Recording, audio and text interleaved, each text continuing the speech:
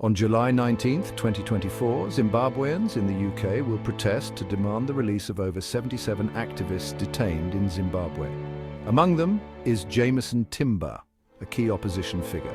The protest, organised by opposition parties and rights groups, aims to bring attention to escalating human rights violations in Zimbabwe. Following the controversial 2023 elections marked by voter intimidation and violence, the Zimbabwean government has been accused of using repressive laws and arbitrary arrests to silence dissent. International observers have called out these actions, urging immediate reforms. The protest will culminate in a petition handover to British Prime Minister Keir Starmer, demanding action and international pressure on Zimbabwe to uphold the rule of law. With the prolonged detention of the Avondale 78 and repeated delays in their hearings, the call for justice grows louder.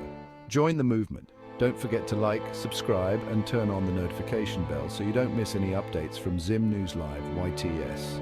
See you next time.